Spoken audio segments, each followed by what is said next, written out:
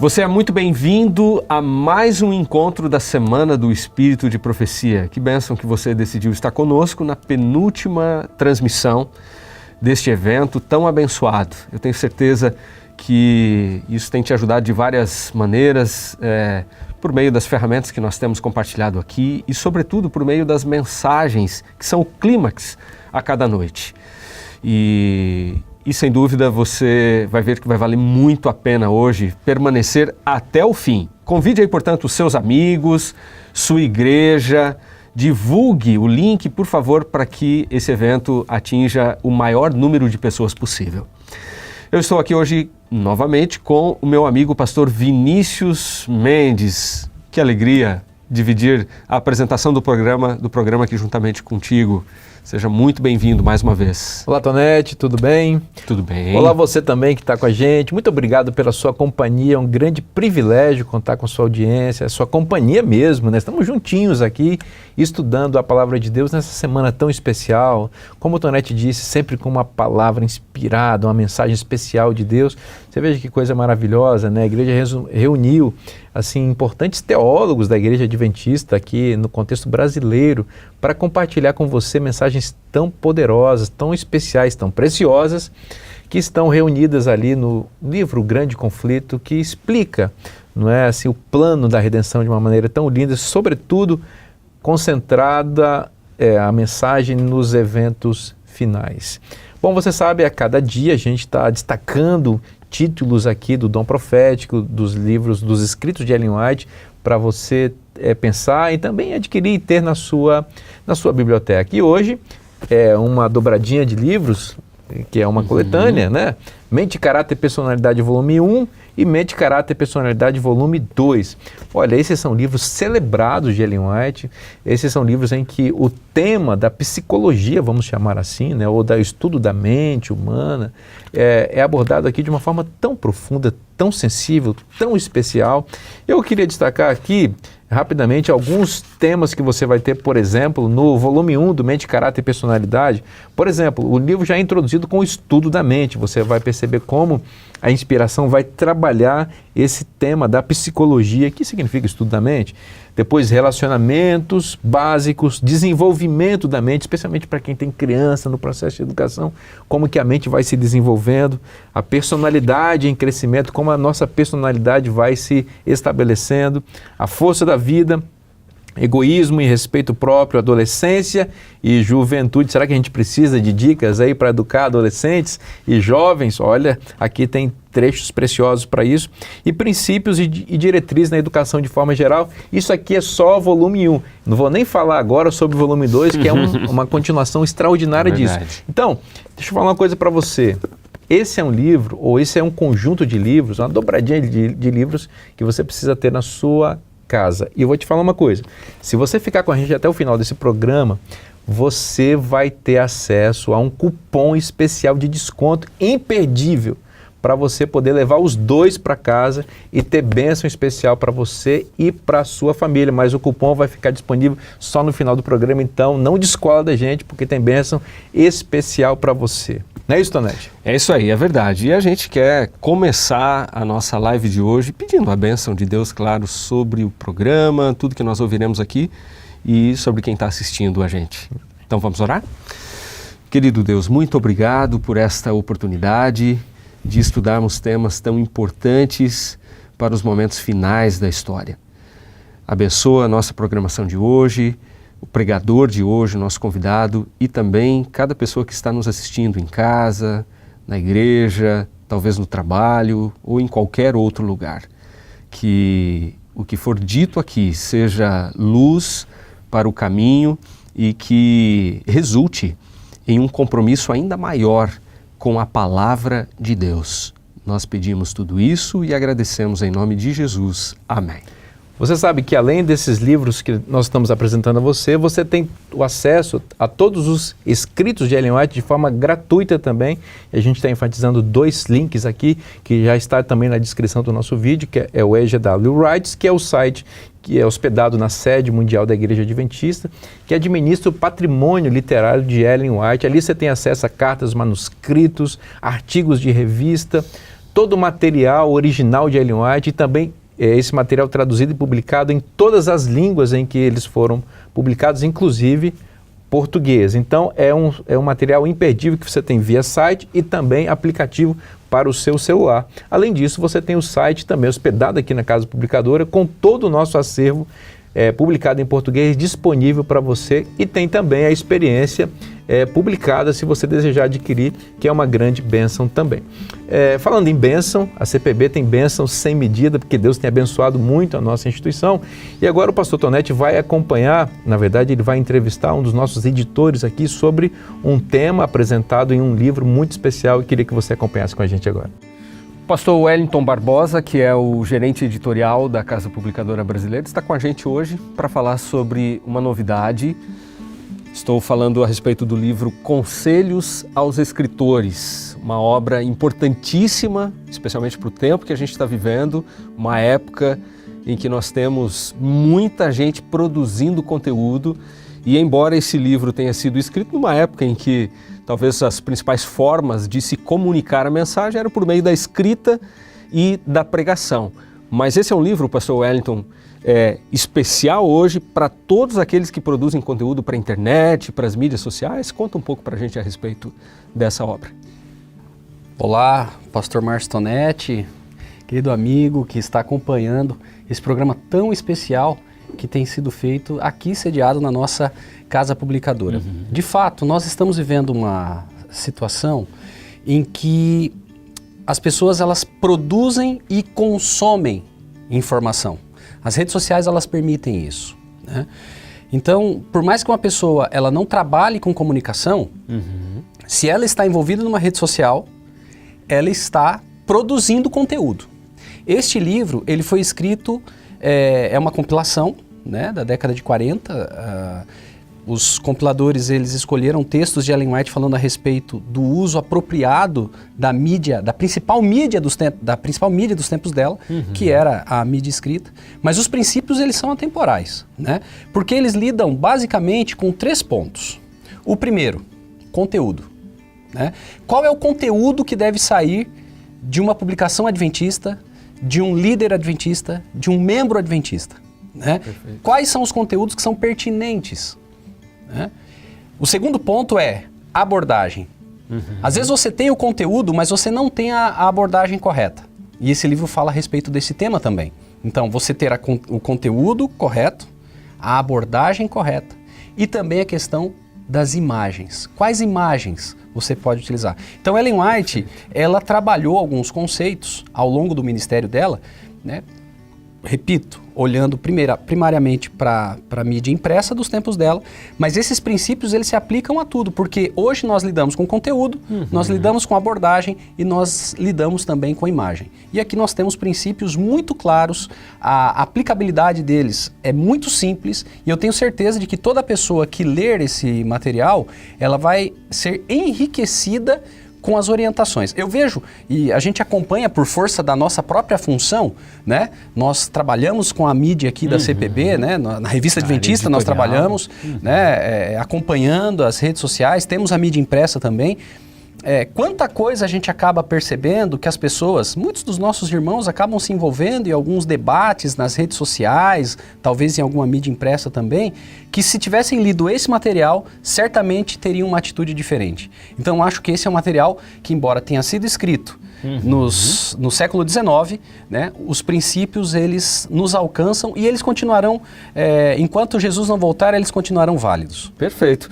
Ou seja, em resumo, é um livro não só para quem trabalha numa instituição como a nossa aqui, na área editorial, ou numa TV como a Novo Tempo, emissoras de rádio, ou diretamente com a internet, nos canais da igreja, mas para todo aquele que produz conteúdo, seja o próprio líder da igreja local, enfim, para todo mundo. Sem dúvida. Até porque o que nós temos hoje em dia, né, além das instituições de comunicação da igreja, nós temos as igrejas produzindo conteúdo. Perfeito. E os líderes dessas igrejas produzindo conteúdo nas suas próprias contas. Então, eu creio que toda pessoa que tem interesse em se comunicar com clareza e comunicar a mensagem adventista com clareza, seja na mídia impressa ou na mídia digital, certamente será beneficiado com o conteúdo desse livro. E uma outra novidade é que ele vem com a linguagem atualizada, certo? Faz parte da coleção dos escritos de Ellen White que estão passando por essa atualização, estão com uma nova roupagem, nova capa. É uma virtude que nós estamos trabalhando aqui na CPB, estamos quase chegando no final, e o pastor Vinícius, que tem trabalhado, feito essa semana com você aqui, ele é o líder desse trabalho, e nós temos novidades chegando aí, até o meio do ano que vem tem coisa boa para a gente anunciar para o nosso público. E esse é um dos materiais que estão sendo apresentados com essa nova linguagem, com uma linguagem mais contemporânea, o que facilita a compreensão e também a aplicação desses princípios em nossos dias. Excelente, perfeito. A gente agradece muito pelo seu tempo para falar com o pessoal que está assistindo lá de casa ou das nossas igrejas, a nossa Semana do Espírito de Profecia. Obrigado mesmo. Gratidão é minha. Que bênção, né? É muito conteúdo, é coisa muito preciosa, disponível para a gente continuar crescendo na Palavra de Deus. Ainda nessa linha, eu apresento você também esse material. Você vê que essa semana é para você ver tudo aquilo que tem disponível, né? E esse livro aqui, olha só, dá uma olhada na grossura desse livro, que é um livro muito especial, que é uma biografia escrita sobre Ellen White, a biografia de Ellen White, escrita pelo seu neto, não é? Arthur White. É uma biografia muito especial, disponível aqui no nosso catálogo. Se você deseja adquirir, conhecer mais sobre a vida dessa mulher muito especial, é só você acessar cpb.com.br. Perfeito, é a biografia mais completa que nós temos em língua portuguesa sobre a autora, né? Muito bem, pastor Vinícius, amigos que estão nos acompanhando, chegou o momento mais importante aqui do nosso encontro, momento de ouvirmos a palavra de Deus. E hoje sobre um tema, pastor Vinícius, sobre o qual muita gente tem dúvida e tem medo também, morte, né? Quando nós falamos a respeito disso, muitas pessoas não sabem o que acontece quando a pessoa morre, né? Será que ela reencarna? Será que a pessoa tem uma outra existência? Será que a vida após a morte? O que a Bíblia tem a dizer sobre esse assunto? Que é uma temática fundamental dentro do panorama do grande conflito, né? Como a gente não ser enganado a respeito desses enganos mortais, né? Digamos assim. E hoje quem vai falar para nós, pastor Vinícius, sobre esse tema é o pastor Dr. Isaac Malheiros, que é professor do Seminário de Teologia do UNASP, campus Engenheiro Coelho. Ele é doutor em teologia e vai trazer uma reflexão profunda a respeito desse tema. Então, fique conectado, porque é o momento de você tirar as suas dúvidas a respeito desse tema tão importante. Olá, como está você? Eu sou o pastor Isaac Malheiros e é muito bom estarmos aqui para estudarmos juntos alguns temas bíblicos importantes. Hoje vamos lidar com a seguinte pergunta: é o homem imortal? Como a Bíblia responde a essa questão? Mas antes de abrirmos a palavra de Deus, eu convido você para fazermos uma breve oração. Amado Deus, estamos aqui com a mente aberta, o coração aberto para ouvir a Tua voz. Que o Senhor nos fale por meio da Sua palavra. Em nome de Jesus pedimos. Amém. Vamos começar falando do engano da imortalidade da alma. O tema da imortalidade da alma foi um dos primeiros enganos de Satanás desde o início da história humana. Após criar o homem e a mulher, ali em Gênesis, no capítulo 2, versículo 16 e 17, o Senhor disse: de toda a árvore do jardim comerás livremente, mas da árvore do conhecimento do bem e do mal, dela não comerás, porque no dia em que dela comeres, certamente morrerás. Eu quero destacar essa frase: certamente morrerás. Mas então, no capítulo 3, no capítulo seguinte, aparece a serpente, que é o diabo. E veja o que está escrito em Gênesis 3, verso 4. Então a serpente disse à mulher: certamente não morrereis. Deus disse: vocês vão morrer, e Satanás disse: vocês não vão morrer. A origem do engano da imortalidade é a serpente do Éden. Satanás usou a serpente para enganar Eva, prometendo que, ao desobedecer, eles não morreriam, mas se tornariam como Deus, conhecendo o bem e o mal. Portanto, a imortalidade da alma, prometida por Satanás no Éden, foi o primeiro engano que ele pregou à humanidade. Essa falsa doutrina que sustenta que os seres humanos são imortais por natureza, se tornou parte da teologia cristã, infelizmente, sendo pregada em muitos púlpitos E muitos pregadores hoje fazem eco à declaração da antiga serpente. Depois do pecado, Adão e Eva perceberam a verdade da sentença de Deus. És pó e ao pó tornarás. O que implica em morte física. Deus os afastou da árvore da vida, cujo fruto poderia garantir a imortalidade, e assim a humanidade foi condenada à mortalidade. Sempre que as palavras imortal ou imortalidade aparecem na Bíblia, é para dizer que só Deus tem a imortalidade, ou que as pessoas vão ter no futuro, quando ressuscitarem dos mortos. Elas vão ter a imortalidade. Nunca aparece relacionada com a alma na nossa condição atual. Além disso, a Bíblia fala muitas e muitas vezes sobre a morte e a destruição da alma. Ou seja, segundo as Escrituras, o homem, o ser humano, é uma alma. A alma não é uma parte de nós, e sim o homem todo. Quando Deus criou o ser humano, aqui em Gênesis, no capítulo 2, verso 7, ele disse, aliás, o texto diz, o Senhor Deus formou o homem do pó da terra e soprou nas suas narinas o fôlego de vida, e o homem tornou-se alma vivente. A palavra hebraica nefesh. O homem se tornou alma. Ezequiel 18:20 diz claramente que a alma que pecar, essa morrerá. Isto é, o ser humano é uma alma. E por causa do pecado, ele é mortal. Por causa do pecado, almas morrem. A partir daí, o homem não possui a imortalidade por natureza. A imortalidade é um dom, um presente que só pode ser obtido por meio de Jesus, que é o único caminho para a vida eterna. A Bíblia diz que só Deus possui a imortalidade. 1 Timóteo 6, verso 16. Ele é o único que possui imortalidade. Ele é o único que é imortal. A imortalidade, então, não é uma característica natural dos seres humanos. A imortalidade é um atributo divino, é um atributo de Deus. E ele concede a imortalidade apenas para os salvos. O segundo ponto que vamos destacar aqui é que, a partir da crença da imortalidade, surgiram outras doutrinas erradas sobre o destino dos ímpios. Por exemplo, a crença no tormento eterno dos pecadores no inferno.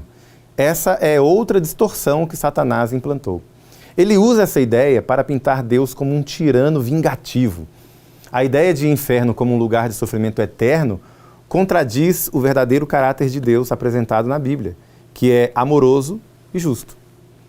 Manter seres humanos vivos eternamente no inferno seria dar vida eterna para rebeldes, concorda? O salário do pecado é a morte e não a imortalidade. Aí nós temos um problema. Lembre-se, quem prometeu ao ser humano vida eterna em desobediência foi a serpente, não Deus. Não existe vida eterna para pecadores. A visão do inferno como um lugar de sofrimento eterno, onde Deus supostamente se deleita em ver as criaturas sofrendo, é rejeitada pelo texto bíblico quando nós lemos corretamente. Deus não deseja a morte do pecador, ele não tem prazer nisso. Ele deseja que o pecador se converta e viva. A perpetuação do pecado por meio do tormento eterno é um erro, porque não reflete o caráter de Deus e nem o seu plano de redenção. Essa doutrina de tormento eterno é cruel e é uma das distorções propagadas pela Babilônia mística apresentada lá no Apocalipse. É uma das falsas doutrinas que corrompem a verdadeira fé cristã. Existem pessoas que, ao rejeitarem a ideia de tormento eterno, caem no erro oposto de acreditar na salvação universal, o universalismo. Esse erro leva muita gente a pensar que todos serão salvos, independentemente de suas ações ou escolhas. O que também não está na Bíblia, como nós lemos corretamente. Na base do universalismo existe uma teoria chamada hipergraça. Vou explicar. A hipergraça diz, bom, eu acredito em Deus, e não importa o que eu faço, eu serei salvo. Ele ama a todos, ele aceita a todos. E se o céu existe, iremos todos para lá, porque Deus é amor. A hipergraça usa a graça como uma licença para pecar. No entanto, esse nome, hipergraça, está errado, porque uma graça que apenas acolhe o pecador sem transformá-lo, sem conversão do coração, não é uma graça exagerada, mas uma graça diminuída, uma subgraça. Então nós temos aqui dois extremos, a doutrina do inferno eterno e a doutrina do universalismo. Porém, nós não somos obrigados a escolher um dos dois caminhos errados. existe o caminho bíblico. Nem o tormento eterno, nem o universalismo são bíblicos. A doutrina da imortalidade ensina, a imortalidade bíblica ensina que ela é dada àqueles que aceitam a Cristo e que vivem segundo seus princípios. Desde o Éden, Satanás está trabalhando para desviar pessoas da verdade, fazendo-as acreditar que elas podem viver em desobediência e sem consequências. No entanto, a verdadeira imortalidade só vai ser concedida aos que aceitarem a Cristo como Salvador, aqueles que viverem de acordo com os seus princípios. Então, qual seria a visão bíblica? O que a Bíblia realmente ensina sobre o destino dos salvos e o destino dos perdidos? O pecado e a rebeldia contra Deus levam à exclusão do reino dos céus. É isso que a Bíblia ensina. Em diversas passagens, como Efésios, Hebreus, Apocalipse, a Bíblia deixa claro que pessoas que praticam o pecado, como fornicação, idolatria, mentira, não terão parte no reino de Deus. Efésios 5:5, por exemplo, diz que nenhum fornicário, impuro, avarento, o qual é idólatra, tem herança no reino de Cristo e de Deus. Apocalipse 22:14-15 afirma: bem-aventurados aqueles que guardam os mandamentos de Deus, para que tenham direito à árvore da vida e para que possam entrar na cidade pelas portas. E o texto diz: ficarão de fora os cães feiticeiros, os que se prostituem, os homicidas, os idólatras e qualquer um que ama e comete a mentira. Deus revela o seu caráter como justo e misericordioso, disposto a perdoar os pecadores, mas também aplicando justiça para combater a rebelião. O nosso Deus deseja que seus filhos o sigam por amor e respeito, não por medo ou obrigação. A verdadeira obediência vem daqueles que reconhecem a sabedoria de Deus e a bondade de Deus. Amigos, nós precisamos voltar a enfatizar a ressurreição como esperança cristã.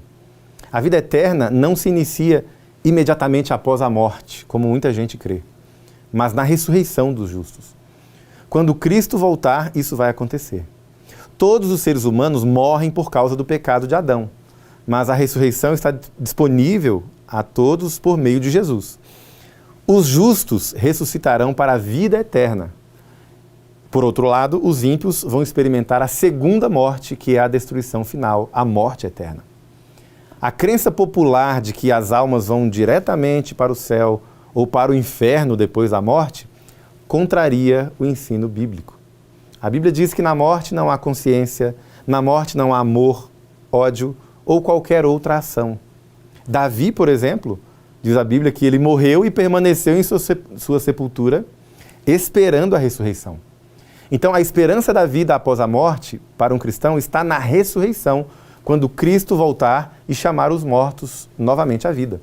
Veja, o que devemos fazer, então, quando alguém que nós amamos vem a falecer, quando alguém que nós amamos morre? O apóstolo Paulo escreveu sobre a ressurreição, lá em 1 Tessalonicenses, capítulo 4. E ele termina o texto dizendo: consolai-vos uns aos outros com essas palavras. Que palavras? Quando você lê o contexto, ele está falando sobre a ressurreição, não é sobre a imortalidade natural do ser humano. Ele diz que os mortos em Cristo ressuscitarão primeiro, e então, só depois da ressurreição, estaremos todos para sempre com o Senhor, no verso 17. A doutrina da ressurreição era central na fé dos primeiros cristãos, mas com o tempo essa verdade foi obscurecida pela crença numa imortalidade imediata depois da morte. Paulo, os outros apóstolos, os primeiros cristãos, eles acreditavam firmemente na ressurreição dos mortos como a verdadeira esperança da vida eterna. Contudo, infelizmente hoje, muitos cristãos não enfatizam mais essa doutrina. Há uma confusão gerada pela crença de que os mortos já estão no céu ou já estão no inferno. Mas pense comigo, se fosse verdade que os justos entram diretamente na glória ao morrer, a necessidade de uma ressurreição seria inútil, não? No entanto, o Novo Testamento insiste que todos os mortos, justos e ímpios, aguardam a ressurreição para então receberem as suas recompensas ou punições. A ressurreição, então, é a chave para a vida eterna ou para a morte eterna. O nosso Deus está buscando salvar a todos, mas ele respeita a decisão do ser humano de aceitar ou não o que ele oferece. Aqueles que rejeitam o amor de Deus e escolhem viver no pecado se tornam incapazes de habitar no céu, porque o estado de pureza e santidade do céu seria insuportável para essas pessoas. Elas estão tão envolvidas nos seus próprios interesses, aqui da terra, que o ambiente celestial, cheio de amor, pureza, seria para essas pessoas uma tortura. Então, a exclusão dos ímpios do céu é o resultado de suas próprias escolhas. E é um ato de justiça e, por que não, até de misericórdia de Deus, que respeita o desejo de cada um de não participar do reino dos céus. Assim como aconteceu com Caim, com Sodoma, Gomorra, as pessoas da época de Noé, Deus destrói os ímpios para proteger o bem maior. Os pecadores influenciados por Satanás continuam a levar outros pecadores, outras pessoas, à rebelião contra Deus. Então a destruição final dos ímpios será uma manifestação da misericórdia divina para o universo. Ele vai eliminar o pecado e as suas consequências. Amigos, a Bíblia ensina que o salário do pecado é a morte, não é a vida eterna no inferno. E a morte aqui é a segunda morte, que é o resultado da rejeição ao arrependimento e à graça de Deus. Além disso, a crença popular de que as almas dos ímpios são condenadas ao tormento eterno é desmentida pela Bíblia. Deus não permite que os ímpios sofram eternamente, mas sim, Ele vai destruir aqueles que não se arrependem. O pecado será completamente erradicado do universo. O pecado e todas as suas consequências. Esse, então, é o plano final de Deus para restaurar a paz e a justiça no universo. As expressões que você lê na Bíblia, fogo eterno, fogo que não se apaga, fogo inextinguível, essas expressões não têm nada a ver com sofrimento eterno. E isso faz sentido porque a Bíblia tem vários exemplos onde essa linguagem de fogo eterno ou inextinguível fala mais dos efeitos do fogo do que de quanto tempo o fogo vai durar. Por exemplo, se você ler Isaías capítulo 34, versículo 9 a 10, nós lemos ali uma profecia sobre Edom. Os rios de Edom vão virar piche, o chão vai se transformar em enxofre, a terra vai pegar fogo. E o fogo não vai apagar nem de dia nem de noite. A fumaça vai subir para sempre e ninguém mais vai passar por ali. Essa profecia se cumpriu. Mas onde estão os edomitas hoje? Eles não estão queimando até hoje. Acabou. Judas 7 diz que Sodoma e Gomorra sofreram a pena do fogo eterno. Mas essas cidades não estão queimando até hoje.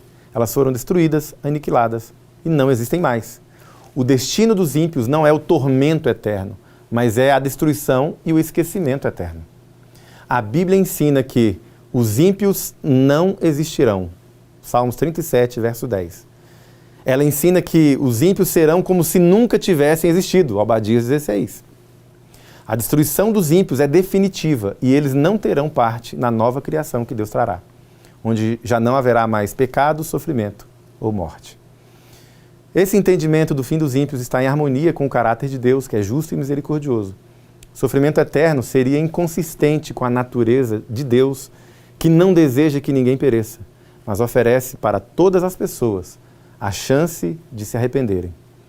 No entanto, aqueles que continuamente rejeitam essa oferta de graça, escolherão o seu próprio destino de destruição.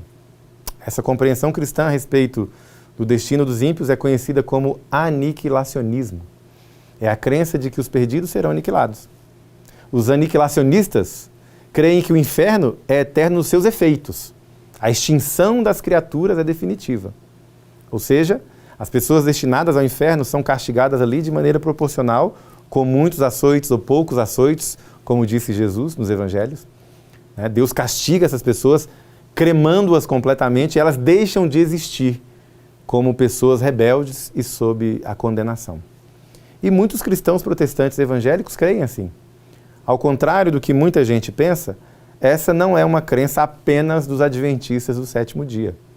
Muitos teólogos evangélicos conservadores, fora dos círculos adventistas, creem assim ou admitem que essa crença é coerente com o texto bíblico. Nomes de peso como Edward Fudge, John Stott, Clark Pinnock, Philip Hughes, todos eles, que são protestantes evangélicos, acreditam assim ou admitem essa crença. Como declara Roger Olson, que é um outro evangélico, Acreditar no aniquilacionismo não compromete o âmago do Evangelho, nem mesmo nega qualquer conteúdo central da nossa fé cristã. O aniquilacionismo não é equivalente ao universalismo e também não nega a existência do inferno. Assim, meus amigos, chegamos ao final. Eu quero declarar para você que a ressurreição dos justos e a aniquilação dos ímpios, esse será o grande evento que encerrará a história do pecado. No fim dos tempos, Jesus vai voltar para buscar os que o aceitaram. Ele vai ressuscitar os mortos que viveram em obediência a Ele. E esse evento vai trazer consolo eterno para os crentes. Nós poderemos então encontrar os nossos parentes queridos e viver para sempre com o Senhor. A segunda vinda de Jesus e a ressurreição dos mortos são as verdades centrais da fé cristã. Nelas está a esperança da salvação e da vida eterna. Nós não temos vida eterna por nós mesmos. A vida eterna é um presente de Deus para os salvos. Em resumo, a destruição final dos ímpios, a ressurreição dos justos e a erradicação do pecado. Tudo isso reflete a justiça e principalmente o amor de Deus, que vai restaurar a paz e a santidade em todo o universo. Todos nós teremos a oportunidade de decidir qual é o nosso destino. Deus vai respeitar as nossas escolhas.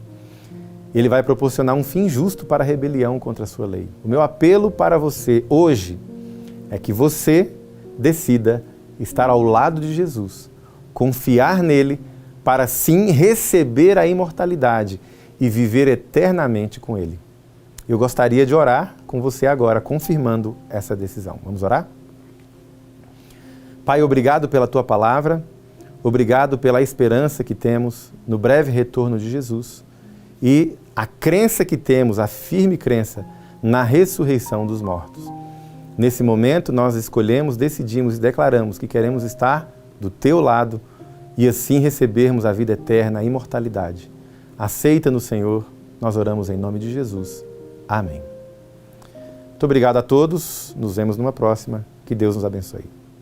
Que tema importante, não é, pastor Vinícius? Verdade. É um tema fundamental dentro da temática do grande conflito que nós temos estudado ao longo desta semana. Exatamente. Né? E veja, um tema muito propício para abordarmos, inclusive, nesta data, né, em que as pessoas têm comemorado o Halloween. Sim. E essa questão da morte vem à tona. E essa, aliás, é uma data que tem ganhado muita força aqui no Brasil, né, em outras regiões do mundo também. Bom, sermão excelente.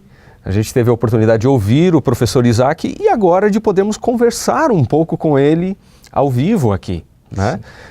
Reagindo um pouco a algumas questões que ele levantou dentro da sua abordagem. Professor Isaac, pastor Isaac, muito bom a gente poder conversar contigo, ampliando um pouquinho mais esse tema que o Senhor trouxe para nós, o tema da morte. O que acontece com o ser humano após a morte? E eu fiquei pensando, ao ouvir aqui a sua fala, talvez a crença na imortalidade da alma seja uma das que mais estão presentes no imaginário popular, né? Por que essa popularidade? Por que essa crença está tão presente no imaginário coletivo? Bom, meus amigos, essa é uma crença bem antiga, desde os tempos do povo de Israel antigo, até antes, né? Os povos que estavam ao redor de Israel, eles acreditavam na imortalidade, acreditavam na reencarnação, mas falando de hoje, o nosso pensamento é muito influenciado pelo pensamento pagão grego. Então, nós pensamos como pensamos porque os gregos pensaram como pensaram. E eles tinham uma ideia de ser humano, uma ideia dicotômica. A dicotomia ou tricotomia. O que é isso? Dicotomia, o ser humano seria corpo e alma. Tricotomia é corpo, alma e espírito, como partes divisíveis e independentes. Então, o conceito bíblico é o oposto, né? É o holismo bíblico. O ser humano é um todo integral. Não existe uma alma que vive separada do corpo. Mas a explicação é essa, né? Nós precisamos decidir hoje se a gente quer ser bíblico ou pagão, né? Se nós somos seguidores de Jesus, ou seguidores de Platão. Eu sugiro que sejamos seguidores de Jesus nesse pensamento. Excelente, pastor Isaac. Na sua exposição, você mencionou que é uma crença bíblica muito clara de que nós somos uma alma e não temos uma alma. No entanto, algumas passagens bíblicas parecem sugerir a presença da alma. Na realidade, muitas denominações cristãs se apoiam em alguns desses textos para ensinar que existe uma alma, uma entidade imaterial dentro do corpo humano que se desloca do corpo e vai para algum lugar depois que a pessoa morre. Como entender esses textos e essas diferenças aparentes que existem entre ser uma alma e ter uma alma? Excelente pergunta. A palavra alma, especialmente em hebraico, né, em grego também, mas em hebraico, nefesh, é uma palavra que tem vários significados. A gente chama isso de polissemia, é uma palavra polissêmica. Ela pode significar várias coisas. Nefesh, por exemplo, pode significar vida, pode significar as emoções, o pensamento, a personalidade da pessoa. Mas o sentido básico é a vida, né, como um todo, que é o sentido do Gênesis, né? Interessante que em Gênesis, a alma vivente, essa expressão, ela não é aplicada só para o ser humano, mas também para os animais. Os animais são alma vivente, então não há diferença, né? O que significa? São seres vivos. Então, quando você lê nos Salmos, por exemplo, minha alma está abatida, a pessoa que fala isso, o salmista, ele está falando dele mesmo, é ele que está abatido. Ele está triste com todo o seu ser, né? Não é uma entidade fora dele que agora fica abatida. Pelo contrário, é ele mesmo. E quando ele morre, ele não fica mais triste, é o que diz Eclesiastes, né? Eclesiastes 9. Tudo que você tiver que fazer, faça bem feito, porque na morte não existe mais nada disso, né? Nem amor, nem ódio, nem nada. Então, nós precisamos ficar atentos a essa utilização polissêmica da palavra alma. E só para terminar, nenhuma desses sentidos que se referem à emoção, ao pensamento, esses sentidos mais metafóricos, ao desejo também, né? A palavra nefesh pode ser fome ou sede. Nenhum desses sentidos se refere a algo que existe fora do corpo, independentemente ou pós-morte, né? Você não tem fome pós-morte, desejo pós-morte. Você não tem tristeza pós-morte, de acordo com o texto bíblico. Então, basta a gente ver o contexto. Está falando do quê? Do sentido básico? Vida? Então, é vida, é o ser humano como um todo. Não existem partes que sobrevivem depois da morte, né? Eu acho que se a gente lê assim, estaremos no caminho seguro. Perfeito. Eu creio que seja oportuno a gente trazer também os casos de algumas histórias bíblicas, né, como aquela que é relatada em 1 Samuel 28, em que uma feiticeira supostamente consulta o espírito de Samuel, do profeta Samuel, que já estava morto. Como que a gente entende esses textos e por que a Bíblia também, nesses casos, dessas histórias, ela não endossa a crença na imortalidade da alma, né? Essa história é muito curiosa, porque a própria história, ela nos dá algumas pistas. Primeiro, o rei Saul, é importante lembrar, ele era rebelde e naquele momento ele já havia sido rejeitado por Deus. E a própria história, lá em 1 Samuel e também em Crônicas, né, a história ela é referenciada 2 vezes, mas especialmente em Samuel, diz que Deus não falava com Saul. Deus não respondia a Saul. Não havia mais comunicação entre Deus e Saul. Isso está no texto. E por isso ele busca uma feiticeira para invocar o espírito do suposto Samuel. E quando essa feiticeira faz isso, o texto diz que ela não identifica quem é que está subindo da terra, né? Interessante, é que está subindo. Não é alguém que vem de cima, vem de baixo. E o texto diz que Saul deduziu que era Samuel. Saul entendeu que era Samuel. E a partir daí o narrador identifica aquela aparição como Samuel. Agora, curiosamente, lá em Deuteronômio, Deus já tinha proibido o contato, a tentativa de comunicação com os mortos. Então, consultar médiuns, feiticeiros, para se comunicar com espíritos de mortos, né, supostos espíritos, era uma abominação. Deus não admitia isso. Então, seria uma contradição Deus agora usar um método pecaminoso abominável para entrar em contato com uma pessoa que ele já não queria mais falar. Seria contraditório, né? Então, a leitura mais fácil, a leitura mais lógica e coerente é: o que aconteceu ali foi uma sessão mediúnica, uma sessão espírita, onde uma fraude, um engano aconteceu, assim como aconteceu no Éden, né? Então, ali um espírito demoníaco enganou Saul, e nenhuma das profecias que esse espírito fez, o suposto Samuel fez, se cumpriu. E assim a gente entende que aquilo ali foi uma fraude. Excelente. Embora esteja muito claro nas Escrituras de que o estado do ser humano na morte é o estado de inconsciência, como você expôs muito bem na sua mensagem, está esclarecendo nessas perguntas e respostas, porém, a crença na imortalidade da alma, de que o ser humano sobrevive após a morte, num estágio espiritualizado, é uma crença muito popular, e isso vem de muito tempo. De maneira simples, pastor Isaac, como nós poderíamos explicar para as pessoas qual é a condição do ser humano quando morre? Para onde vai? O que acontece? Como a pessoa e a sua memória permanecem? Existe alguma possibilidade de comunicação com a pessoa que já morreu? Explica isso de maneira simples para os nossos telespectadores. Bom, a Bíblia começa mostrando como que o ser humano é feito, né? Em Gênesis. Então, é uma equação muito simples, né? É o corpo, o pó da terra, o corpo, mais o sopro de Deus, o fôlego de vida, isso se torna uma alma vivente. Por que é uma alma vivente? Porque na Bíblia existe alma morta, né? Ezequiel 18 fala da alma morta, né? A alma que pecar, essa morrerá. Outros textos de Levítico e Número utilizam a expressão alma morta. Então, a alma morre na Bíblia. E o que acontece na morte é o oposto da criação.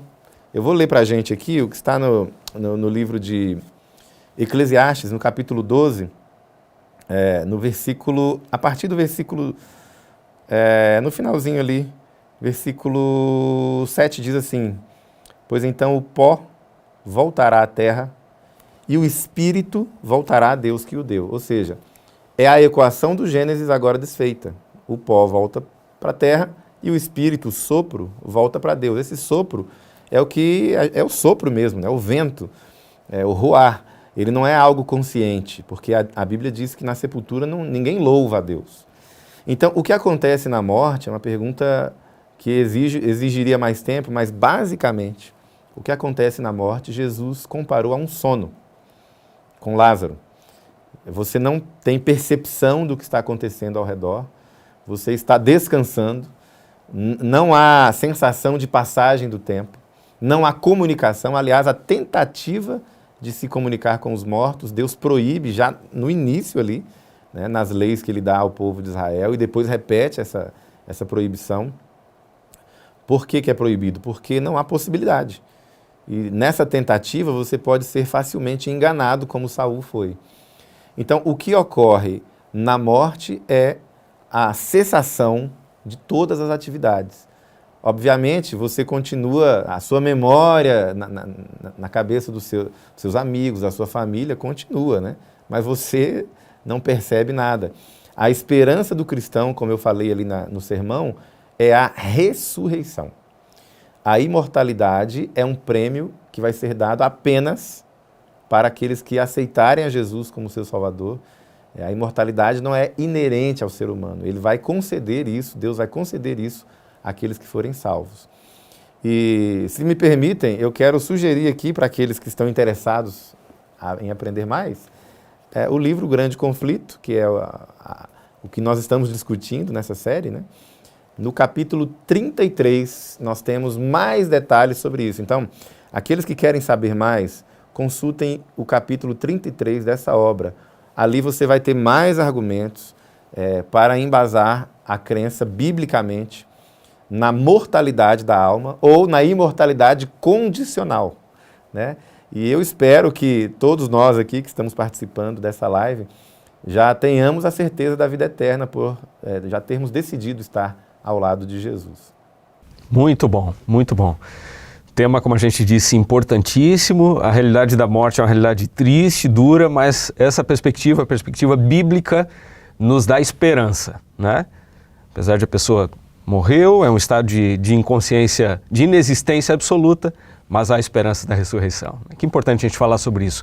Dr. Isaac, muito obrigado mais uma vez pela sua disponibilidade de conversar conosco sobre esse tema dentro da Semana do Espírito de Profecia. Eu que agradeço a oportunidade e se alguém quiser mais informações, nós temos os canais aí da Igreja Adventista. Eu também disponibilizo o meu canal pessoal, as minhas redes sociais, sempre à disposição para a gente estudar a Bíblia juntos. Perfeito. Forte abraço. Tchau, tchau. Que benção a gente poder se aprofundar um pouco mais na Palavra de Deus, né? E expandir um pouco mais esse conteúdo tão precioso. A gente não precisa ter medo da morte, porque Deus tem um plano para a morte, Ele tem vida, não é? Tem ressurreição para aqueles que creem no Evangelho, aqueles que serão salvos vão poder viver para sempre e definitivamente a morte, como resultado do pecado, não mais existirá. Que bênção, né, Tonete? Que bênção. E olha, Jesus é a ressurreição, a vida e é o melhor presente. Por falar em presente, você já imaginou, por exemplo, você receber no Natal, ou seja, em qualquer outra época, mas o Natal é um momento muito especial. Receber um livro como esse aqui, que bênção. Olha, você que está em casa, você já pensou? Esse aqui é um lançamento da Casa Publicadora Brasileira que você terá a oportunidade de adquirir. Uma bênção, né? Esse é um livro, na verdade, a obra mais completa que nós temos, Pastor Vinícius, a respeito da vida de Jesus. O livro desejado de todas as nações, escrito por Ellen White, né? Mais uma novidade dentre tantas que nós temos mostrado aqui para você ao longo da semana, e essa daqui é mais uma de modo muito especial que a gente está trazendo aqui para compartilhar com você essa novidade, né? Para que você tenha a oportunidade de ter na sua casa para abençoar a sua família e de também poder presentear amigos, familiares com algo que vai marcar a vida delas e que vai trazer salvação, luz e salvação para dentro de casa. Falando em presente, a CPB tem um presente especial para você no contexto da Semana do Espírito de Profecia e especialmente para você que está ligadinho com a gente até o final aqui desse programa tão especial de hoje. Eu mencionei no início, você está lembrado? Um cupom especial de desconto para aqueles que desejam adquirir a dobradinha de livros Mente, Caráter e Personalidade, volume 1 e volume 2. Então, se você está com a gente, hoje você tem a oportunidade de acessar esse cupom de desconto que fica valendo hoje até meia-noite para você comprar com muito desconto especial, um desconto muito especial, esses dois livros que certamente vão abençoar a sua vida e a sua família, Mente, Caráter e Personalidade, volume 1 e volume 2. E olha, Pastor Vinícius, chegamos ao fim de mais um encontro aqui. Mas amanhã tem mais, hein? Última noite, você não pode perder.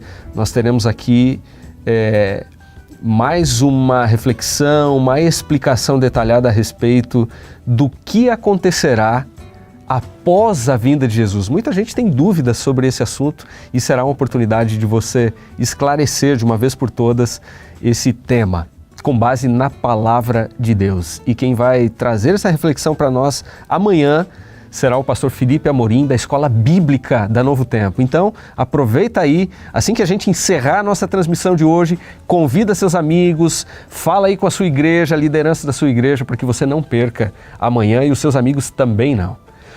A gente agradece, né? Todos aqueles que permaneceram até o fim aqui do nosso encontro. A gente deseja que Deus te abençoe e que a gente se encontre novamente amanhã aqui às 8 da noite. Jesus disse, eu sou a ressurreição e a vida, aquele que crê em mim, ainda que morra, viverá. Essa é a grande esperança, a grande promessa. Então continue crendo em Jesus, não tenha medo da morte, porque Jesus é a ressurreição e a vida. E é por causa disso que nós estamos aqui e é para isso que estamos aqui, ajudando as pessoas a conhecer um pouco mais sobre o Evangelho de Jesus. A gente espera você amanhã.